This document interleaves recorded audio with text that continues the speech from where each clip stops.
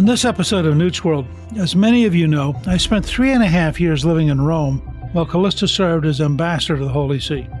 In our time there, we met so many fascinating people, some of whom were American expatriates who now live in Rome full-time. My guest today is somebody who had introduced us to Rome many years ago, a very close personal friend and a brilliant person, Liz Lev, or Liz as we call her. She is someone we got to know long before we got to Rome officially. She's an art historian. She has an amazing TED Talk on the Sistine Chapel. She's been working as a guide in Rome for over 20 years, and I recommend her very highly. And she teaches at Duquesne University's Italian campus, as well as the Pontifical University of St. Thomas Aquinas. She is just a remarkable teacher who is great fun, has great energy, has a ton of ideas, and she's currently teaching a course on the Sistine Chapel. And when she told me that, I begged her to join us for this conversation to talk about our mutual love of Rome, its art, history, cuisine, and people, and encourage all of our listeners. If you haven't been to Rome, add it to your bucket list. It is an unbelievable city.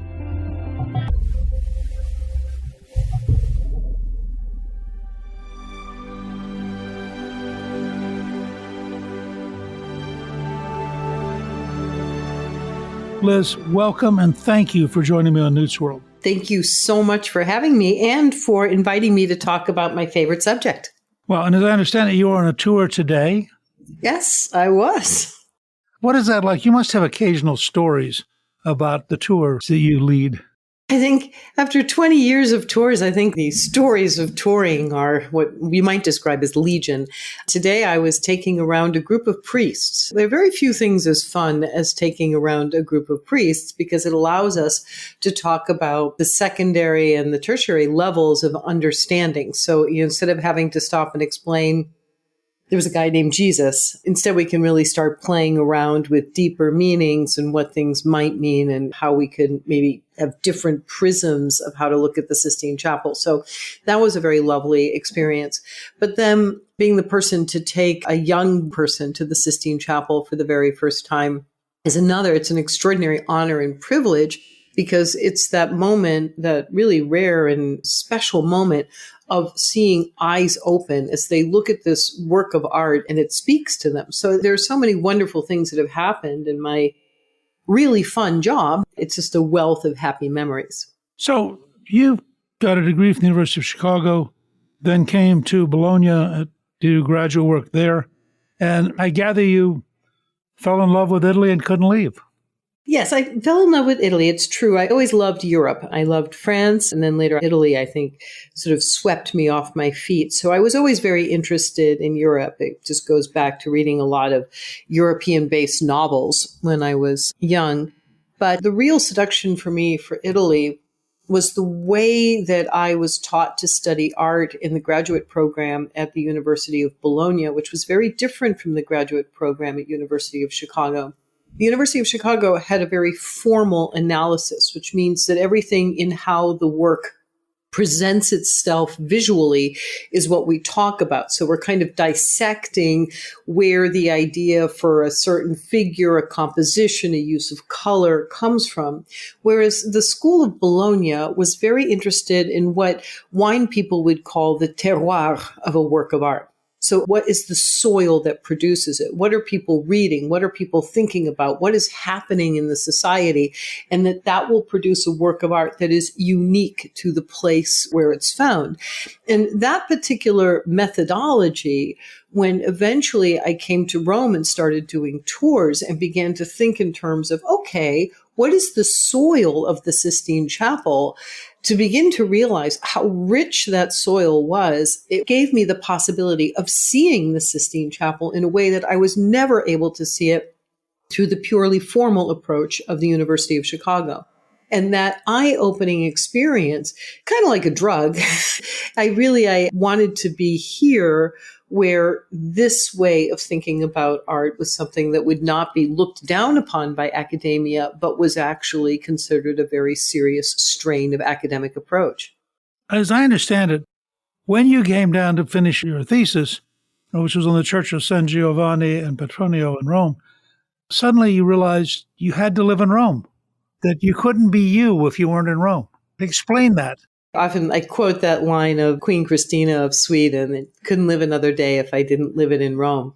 Which is funny because my first impression of Rome, when I first went to Bologna back in 1987 or so, I came to Rome and I thought it was a filthy, dirty, horrible city. And I remember getting on the train to go back to Bologna and saying, oh, good heavens, I hope I never have to go back to that place.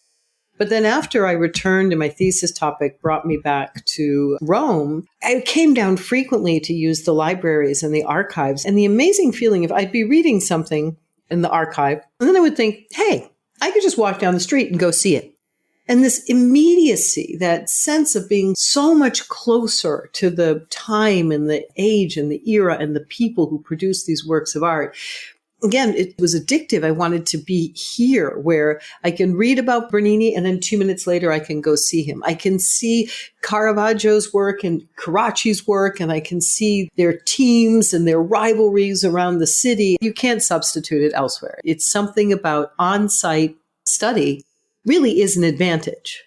I have to say, as a historian who was deeply interested in Imperial Rome, every time I walk the streets, I have this chilling feeling of being a part of history in a way that I can't think of any other city that quite has that density of historic experience. I agree with you entirely. It's part of history and the way history seems to flow through you. So you are part of this huge stream of history that goes back to this origin of this city. It goes beyond me and what will happen in the future. And it's like being part of this very intense and alive current of something that grows and continues. And it gives you a real sense of belonging, which is a unique and very, very beautiful feeling. So many of our listeners may get excited by this and decide to go to Rome. In your judgment, what are the top 2 or 3 things they should absolutely make sure that they see or do?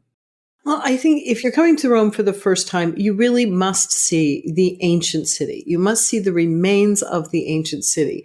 A lot of things make sense to you. The way that the Romans organized this ancient city with their religious axis, their socioeconomic axis, the way the city changed as these different forms of government changed, the haunting image of the Colosseum, the sheer size, people can describe it to you. But when you're standing outside the Colosseum, which is 2,000 years old, and you just see how big and monumental it is, and you think about a people who built to leave their mark on eternity, it's an essential part of understanding Rome. And from there, you see the shift into the world of the Vatican, or St. Peter's and the Sistine Chapel and the Vatican museums. But it's amazing how that world, that Roman Empire, will morph. It will eventually, the Renaissance will pick up those fallen pieces of the Roman Empire and create their own monumentality, which you see in St. Peter's Basilica, which is a unique, absolutely amazing church. Annexed to it is this chapel, this repository of some of the greatest painting the world has ever seen in the Sistine Chapel. And then annexed to that are the papal apartments painted by Raphael. It really is almost too much. If you were giving me 3 sites, the third is my favorite place to go when you just want to calm down, just like the cardinals did once upon a time. They would head out onto the Pincian Hill to visit the beautiful villa of Scipione Borghese. And there in that gallery with the sculptures of Bernini and the paintings of Raphael and Caravaggio and Titian, that is a place of ozio, of leisure, of joyful relaxation. Well, and I have to throw in from my more childish side, it also has a really fine zoo. Right down the street from the Borghese. The Borghese to me is one of the most astonishingly beautiful collections in the world. Obviously, the Vatican Museum is massively bigger and has just stunning things, but the Borghese has a kind of delicate beauty to it that I find endlessly appealing. And it also is beautiful because of its reflection of, basically it's one person's taste, that maybe the building itself was changed slightly in the 18th century, but the amassing of the original works is the reflection of one man who had the vision and had the power to do this. And Cardinal Scipione Borghese's taste and his sensitivity to art heralds this brand new period, which is the age of the Baroque. So you see through the work of a patron, through these genius artists, and this creation of a whole new style happening in one space. It's like being in the ultimate laboratory of art. You're standing in the Borghese. Well, now, 2018, you wrote a book which you allowed me to take an early look at, which I found absolutely fascinating, entitled How Catholic Art Saved the Faith. And I think this is a really useful kind of entry point to get to talking about the Sistine Chapel. But talk for a couple minutes about how the church consciously built a strategy of appealing to people through art. Thank you very much, by the way, for the nice things you said about my book. Very encouraging. And the book itself is the fruit of two things. One is my doctoral thesis. The thrust of it was a discussion of the Reformation art. The other part is the fruit of teaching a class of Baroque art at Duquesne University for 20 years. And trying to explain to these students what holds these works together. And this body of work that is basically produced between 1570 and let's say 1650, 1660, this body of work is a very interesting collaboration between the church in various forms, whether it's confraternity, popes, cardinals, bishops, the church forming and patronizing artists so that artists will produce works of art that will help address issues that the church is facing in this particular period. So it's a very, very rich period in the sense that artists are being offered the possibility to really proclaim great truths, great things through their art. And so we see people like Caravaggio who are participating in the idea of cooperating with salvation when he produces the amazing Acts of Mercy in Naples, or artists like Bernini who shows us images of the art of dying well. And so in these different categories and questions that the Catholic Church finds itself trying to defend and explain its faith, it understands that art is one of the most potent vehicles for helping people or to persuade people, and it recruits these great artists, forms them, and then unleashes them into the world to leave us this amazing body of art, which is this Counter-Reformation into the Baroque. It's very striking, the sheer genius of that period in terms of art. I've always wondered how it came together that you had that handful of people who still today, 500 years later, tower above us and inspire us and achieved an ability to evoke the world in what's in many ways a romantic kind of way, that people before them came close but didn't get there, and people after them came close but didn't get there. Why do you think you had this intersection with that many extraordinary artists? I think the circumstances of creating a very desirable prize in the world of art is what drew so many talents, allowing patrons, allowing the public to really sift through and allow the greats to rise to the top. If you just have a couple of people dabbling in art because it's something that they feel called to do, but there's no real incentive to really give your all to art, to live and die for art, it's a lot harder that you're going to find these geniuses coming to the fore. But given the fact that the place where you could achieve fame, you could achieve status, you could become a voice of authority, and you're not some dauber on a wall, but you become a voice that stands alongside preachers as mute theologians, as Cardinal Paleotti put it. The fact is that that was an opportunity to shine that drew so many talents. And then once those talents were all compressed into the same couple of cities, they had to compete with one another, again, producing even greater and greater work. They become more daring. They look for their individual styles. Nobody has time to sit back on their artistic laurels because the next guy is coming right up behind you. And so I think this is kind of the formula for excellence that the late 16th, early 17th 17th century was able to produce. And not to mention the fact that it's such a fabulous time for crossroads of science, of discovery. I mean, think of what's happening in this period. The entire world is opening up. So they've circumnavigated the globe, and you have information and peoples and embassies coming in from all over the world for the very first time.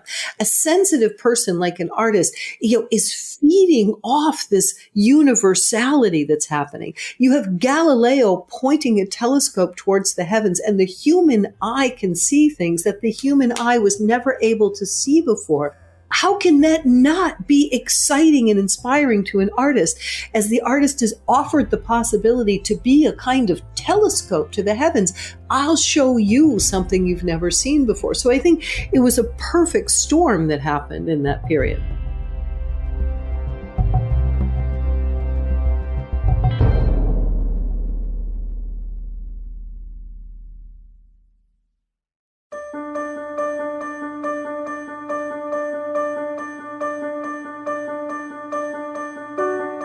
All of these guys, because it was their passion, they do it their whole lives.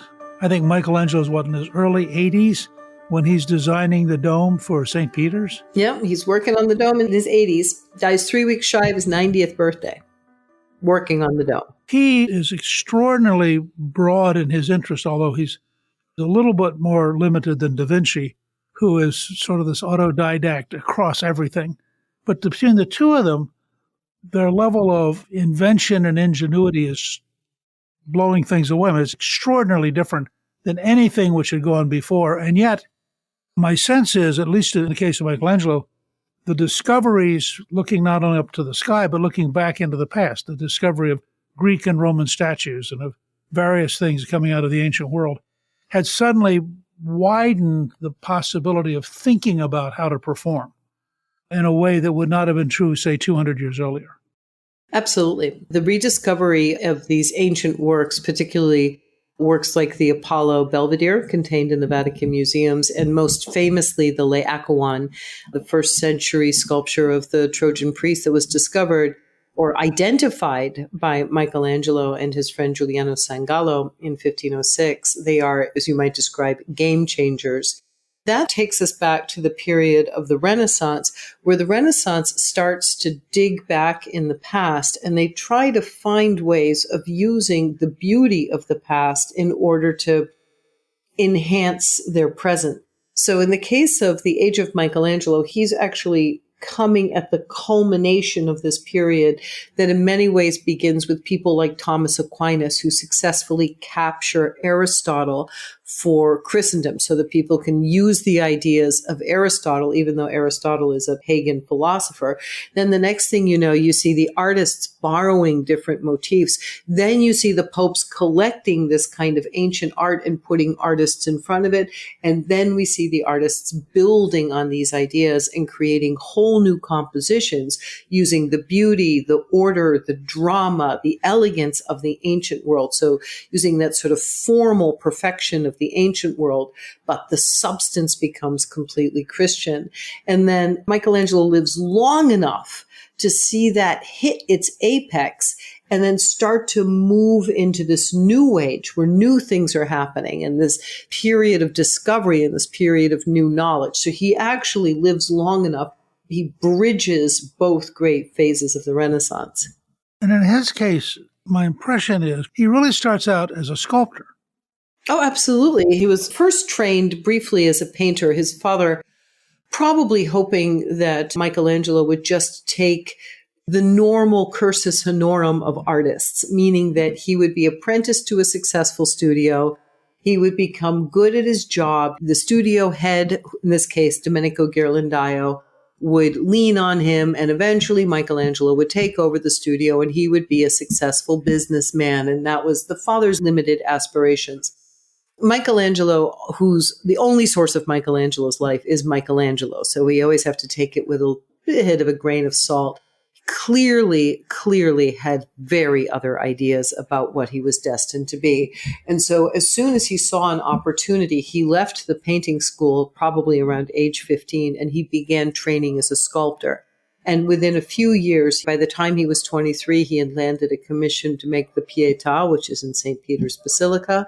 And then hard on the heels of the Pietà, he gets the commission for the David.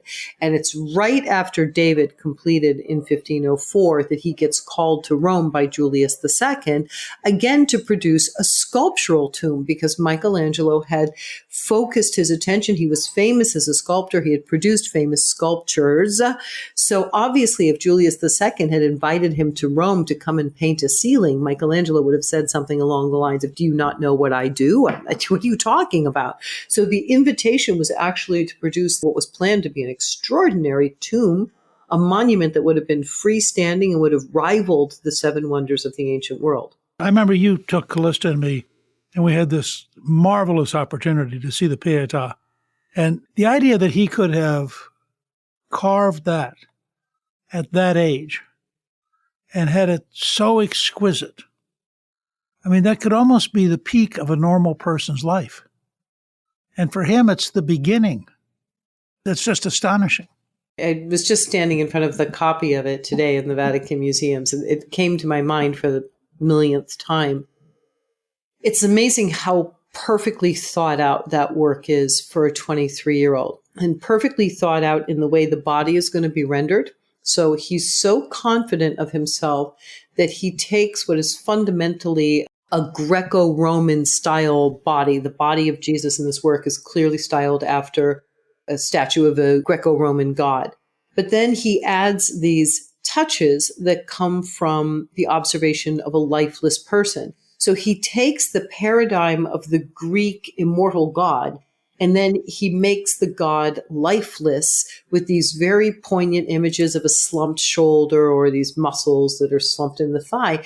In a certain sense, the arrogance of being able to say, those ancient people, I have nothing to say to them. I'm going to take this idea.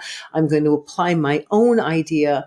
And then the theological acumen that is implied in that work by the way that Jesus's body is polished so that he becomes Christ the light, the way the body looks like it's going to fall on the altar. It reminds me of that story, the mythological idea that Minerva sprang complete out of the head of Jupiter, so that it's almost like, where did this come from? Michelangelo's art just sprang complete out of nowhere. And it is really an indication of a man who was clearly destined to do great things. I often say that when you look at the Pietà, you understand why Rome put Michelangelo on a retractable leash at this point. Because how far away would you let a guy get who can do that kind of stuff at age 23? And he goes from that, which is a very delicate, very kind of human moment of Mary holding her dead son. And he turns around, he goes back to Florence and builds this gigantic statue of the David, which in many ways is almost the antithesis. It's huge, he's muscled, he's powerful. You can imagine that he, of course, would have killed Goliath, because why would he be afraid of Goliath? And every time I've gone to the Accademia and seen it, I've just been startled by how powerful a figure it is and what a stunning comparison it is to the Pietà. But David is an interesting one because, yes, David is a colossal statue. It's 17 feet tall. It's 6 tons. It's a statue meant for an exterior position. It's a statue that was made not for a chapel, but it's made for the Republic of Florence. So they're very, very different. And yet there is a very interesting way that the two are united. And they are united through this strange dichotomy in the work. In the body of Jesus in the Pietà, we see the body that is evidently meant to be that of a Greek god, and yet we see these signs of a lifeless man. In the case of David, we see this colossal, muscle-bound, powerful figure. At our first glance is, of course, you look at a 17-foot tall David and you think, how big was Goliath, right? What's the problem here? You start to feel sorry for Goliath in this story. So having done that, since the whole point of the David story is that there is no way David could have defeated Goliath, Michelangelo's new problem is, how do we show the vulnerability, the weakness of David? And he does it in 2 very interesting ways. One is the strange proportions of the body. So if you put David next to a classical Greek sculpture, let's say the Apollo we were just talking about, David will come across as stranger and stranger with his excessively long legs, his very big hands, his gigantic head on top of a small neck. All of those proportions are distorted as opposed to the perfect and elegant proportions that you see in a classical sculpture. And by elongating and giving us this strange, awkward series of body parts, he reminds us that David, at the end of the day, he was an adolescent boy. He's giving us the potential of David, that 17-foot man he's going to grow into, but then he hasn't quite grown into it yet, and you have that awkwardness of transformation. The second way Michelangelo makes David more human is to give us that furrowed brow as he stares off into the distance. David is worried. He looks into the distance with a furrow in his brow, a concern about what's coming. So it's a very, very interesting system he used where he gives us monumentality and vulnerability in the same work. And I think that's why David, of all the naked statues that we have all over the place in Italy, that's why David stands out.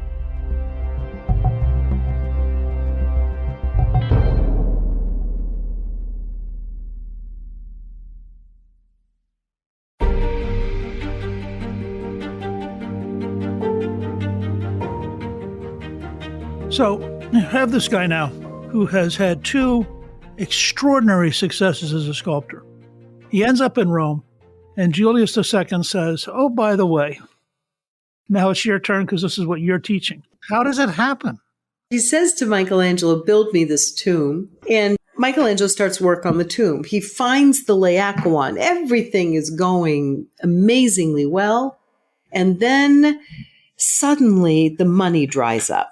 And there's Michelangelo, who's so convinced he's supposed to be making this tomb that he's literally fronting his own money to keep the job going. And then finally they tell him, listen, we're not going to be making the tomb. Could you paint the 12 apostles in the Sistine Chapel ceiling? And here is the problem. The 12 apostles in the Sistine Chapel ceiling is going to look like every ceiling in Italy. You have traveled from north to south in this country. You walk into a chapel, you look up at the ceiling, and the ceiling is a blue sky with stars, with some evangelists or with some apostles, few figures against a blue sky. Michelangelo cannot afford to do something like that because it will be mistaken for every other ceiling in Italy. It's like you've had 2 Academy Award winning movies and then they ask you to do a commercial. And so Michelangelo instead comes back to the Pope, and that same arrogance to a certain extent, that same self-confidence, which is extraordinary. He goes back to the Pope and he says, yeah, okay, so I'm thinking we could do stories of Genesis. And Julius rightfully objects. Like, no, we can't do stories on the ceiling. If you look at all those famous paintings of the predecessors, of the people who taught Michelangelo, like Ghirlandaio, Botticelli, friend of Michelangelo's, even Leonardo da Vinci, all of them conceive painting in the same way. You make a space, you fill up the space. And that is how painting works. You use perspective, you use depth, you use composition, but you create a space and then you fill it up.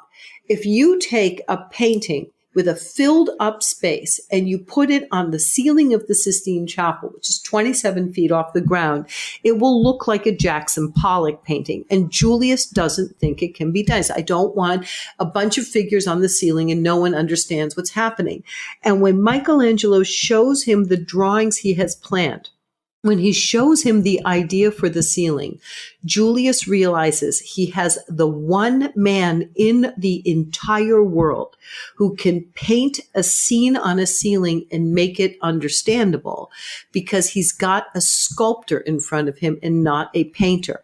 And as a sculptor, Michelangelo has trained to look at a piece of stone and to think reductively. A sculptor takes away, reducing piece after piece after piece space until the single figure tells the story in and of itself. It is the opposite from how a painter thinks, where the painter takes the space and fills it. And from that moment, Julius says to Michelangelo, "What do you want? What can I give you? Please get started. I can't wait." And the rest truly is history, where we have a watershed in the history of art, a painting on a ceiling that is evidently and obviously created by a man who was thinking in terms of a sculptor architect.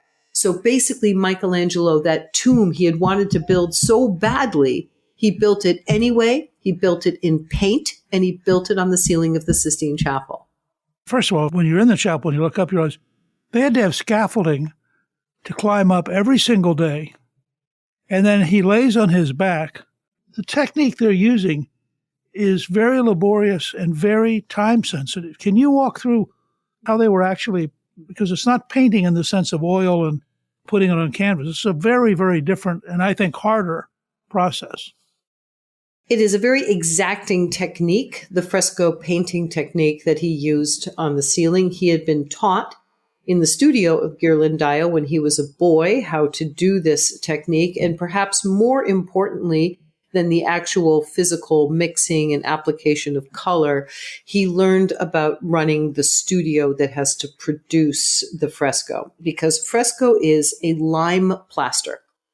And lime plaster that is applied on the wall. And to be perfectly honest, it's not just one layer. There are 3 layers that have to be put up on the wall. The final layer will receive the paint. While the final layer of very fine plaster is on the wall, the painter approaches with a pigment dissolved in water, essentially watercolor, and paints onto the wet plaster, hence the term fresco, as in like fresh paint. And there's a chemical reaction that happens between the lime in the plaster and the water in the watercolor.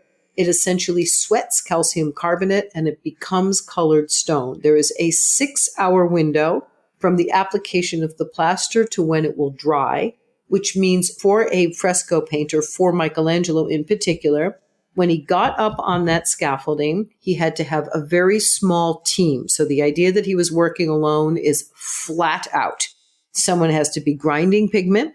Someone has to be mixing plaster. Someone has to be applying the sketches to the ceiling. Someone's got to go get peanut butter and jelly sandwiches. There's got to be a team working so that 6 hours is very efficient. He has to know exactly what he's doing. It is not a technique that allows winging it. If you make a mistake and the paint dries, you are going to have to chisel it out. So it was a very, very demanding technique, but it does require that he work with a certain amount of speed. So what the painter does to modulate his work is he decides how much space he thinks he can cover in 6 weeks. And when he first started towards the entrance of the chapel, on the scaffolding of his own design, he ended up having to design his own scaffolding because all the other ideas seemed very silly or even dangerous to him. So after he had designed his scaffolding, he gets up on the scaffolding and he starts painting in the side closest to the entrance and exit door above the area where the lay people were gathered. Those images took a very long time to paint. So one of them, which would be the story of Noah's Ark, the Great Flood, took about 6 weeks for him to paint.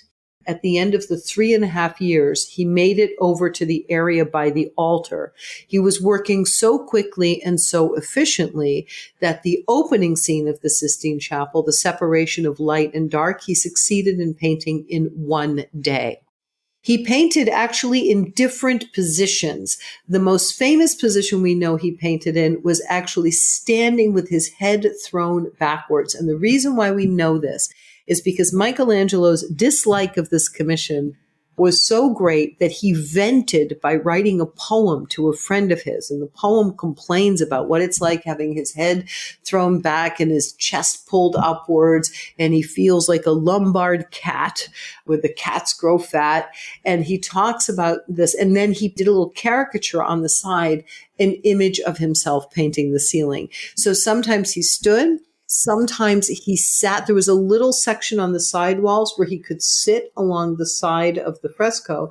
But no matter what, it was a very physically grueling process in which involved a lot of paint dropping onto his face, which he also complained about at length.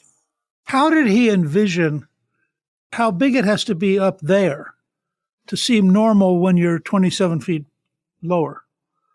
To me, that's one of the most amazing things about the Sistine Chapel is that it all works, and yet you realize he's putting the stuff up here 27 feet for me to look at, and when he's doing it, he's right next to us. He must have some ability to imagine all this with a perspective that normal people would not have had. So what he has is a very interesting group of people who are highly specialized in this kind of work. So Michelangelo worked out a drawing of what he was going to do on the ceiling. And yes, he has to know exactly the right size. It has to be perfectly measured out. And he brought down a team of Florentine artists. And Florentines were very, very good at doing what today we would put into a photocopy machine and program the photocopy machine, have it blow it up to whichever proportion or ratio we wanted.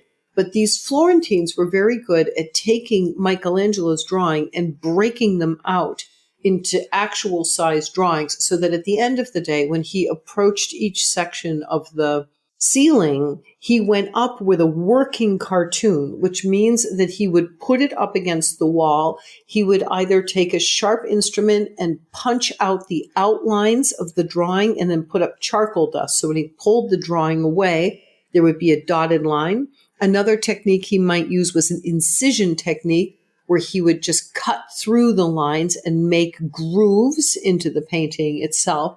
There are different ways of doing this, but he had these blueprints, if you will, of how each part of the ceiling was supposed to be arranged and where it was supposed to be placed. So he completes it, it's done, he goes back to being a sculptor, and then in 1535, he comes back to paint the Last Judgment, which is in some ways the most striking single thing in the Sistine Chapel. How did that happen? It's an amazing thing that both paintings are in the same space because they transmit very, very different moods. And the difference between the world that 33-year-old Michelangelo knew when he started painting the Sistine Chapel ceiling and the world of 59-year-old Michelangelo coming in to paint the Last Judgment was completely different. And in the space of a generation, the world in many ways was unrecognizable to him. The Protestant Reformation had happened in 1517, so between these two moments. And in the Protestant Reformation, the unthinkable event of a church that had been united throughout Europe suddenly breaks in 2, 3, 4, 5 pieces. So first of all, we have the fragmentation of something that he thought was rock solid. Number two, the recognition that for him personally, that tomb will never be built. That tomb that motivated him to design the Sistine Chapel, to work incredibly quickly so he could go back to building the tomb that he thought we would associate his name with, it has become a colossal failure. And then the other things that are happening are the rise of the printing press and a new way of transmitting images and transmitting information that is becoming much faster and much more popular. And so he is commissioned in the midst of this period of the Reformation by Pope Paul III, the man who will approve the Jesuits, the man who will open the Council of Trent. He asks Michelangelo to come and paint on the altar wall of the Sistine Chapel an image that is not destined for your everyday run-of-the-mill lay people. It is an image which is destined to speak to the elite group of the papal court who have had the best of the church and are now being reminded of their responsibilities. I think it's very interesting that the commission for Michelangelo starts putting up his scaffolding immediately after Henry VIII sends that letter to Pope Clement VII, which goes something along the lines of, "Hi, starting my own church, love Henry," signed by all the cardinals and bishops of England, except for John Fisher. But the fact is, the Pope is seeing an exodus on the part of the people who are supposed to be loyal to him, and that painting of the Last Judgment, which Michelangelo is expected to produce, is meant to be a reminder that it's not the Pope that they're going to have to fool, it's Jesus. And so the visual language of that work is unlike anything anyone has ever seen before in Last Judgment images. Well, and of course, nowadays that is the room in which the church gathers to pick popes. Absolutely. And that makes it the ultimate painting of accountability. I was just thinking about that. You're a cardinal, you're sitting there, you're about to vote, and you're looking at judgment. And you realize that actually the person that will judge you is God. Cardinal Pell of beloved memory once mentioned what it was like to be in there with that painting looking down on you as you cast the vote of the Pope in the urn that goes directly underneath it. And as a matter of fact, if you look at the way the painting is arranged, the painting looks like the tablets of the Ten Commandments, right? So it has this feeling of that ultimate, essential, fundamental tenet of the faith that's looming behind you. It's tilted slightly forward. So it seems like you're about to be completely engulfed in this moment of retribution, moment of accountability, moment of judgment. My sense has always been, and I say this for all of our listeners who might someday go there, even when it's crowded, if you can go in there and be quiet and let the room talk to you, that it's one of the most extraordinary places on the entire planet, and that is just virtually overwhelming. I have seen the Sistine Chapel with no one in it, with tons of people in it, with dangerous numbers of people in it. I completely agree with you, Newt. I find that, first of all, the artwork of the Sistine Chapel is above my head or sort of looking upwards at the space of the altar.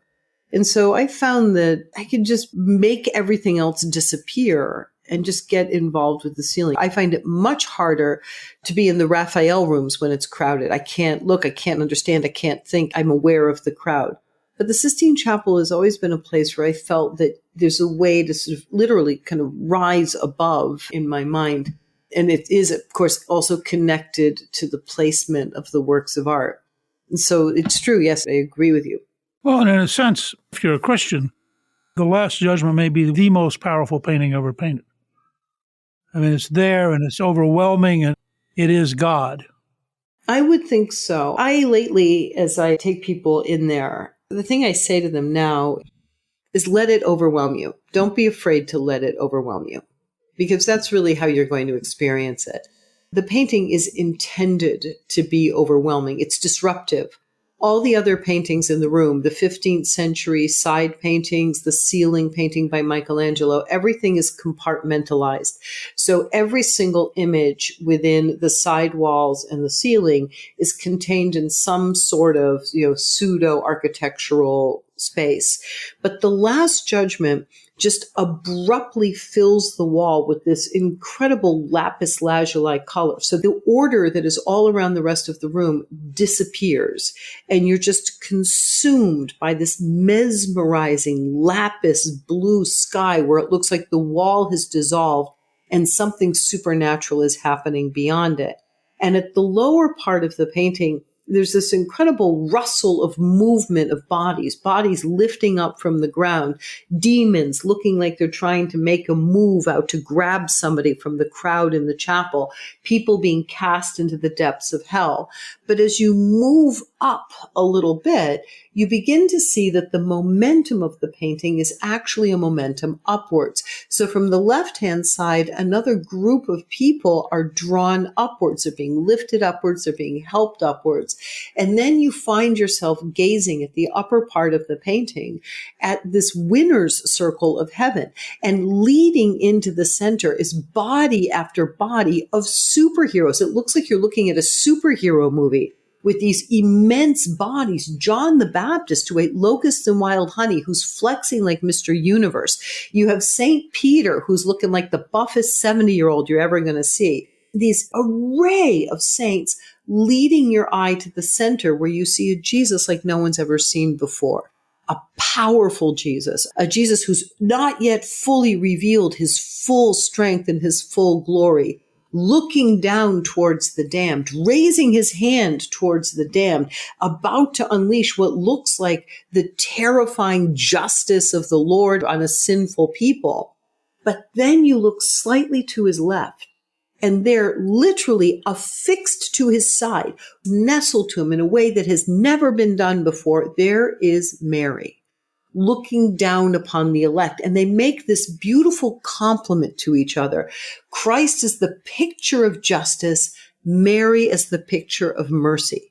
And again, if you are willing to brave the painting, if you handle it that it's overwhelming you, and you let yourself be drawn up, and you feel that anxiety of being caught up in something that is beyond your control, which is the Last Judgment, you find yourself drawn to that image of Mary, who leads you right to Christ's side, and this indication that through her you get to him. And there is a consoling voice, a comforting voice, an advocate for you in this incredible scene. It's an amazingly beautiful, powerful work of art. And in a sense, the Marian church, which evolves in the following several centuries. I mean, Mary becoming a central figure, Mary being mother of the church, and Mary being the road through which we pray to be saved. Absolutely. This is a moment where these Marian themes are very much coming to the fore. And so it shows a Michelangelo who is sitting at the cutting edge of Marian theology to put her in that particular position. It's absolutely wildly innovative in its concept. And so it creates this visual complementarity where you have at the sort of center of the scene, you have man and woman together. You have this image of Christ, the Savior, showing the wounds on his hands for having saved, redeemed mankind.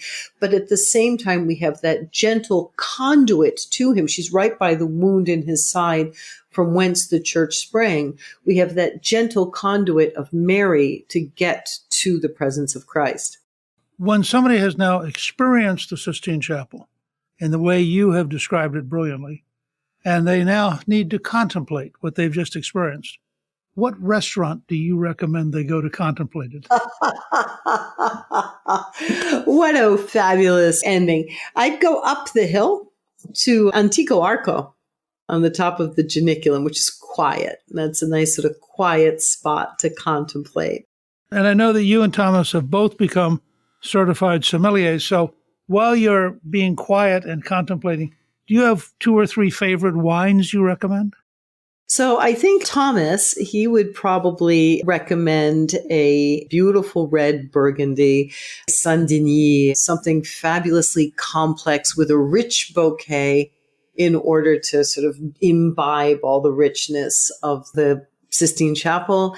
I think perhaps I would go in a more of either a white direction, a little bit of a refreshing moment with the wonderful Vermentino, our fabulous Mediterranean in a glass, which we produce in the area around Liguria and Sardinia.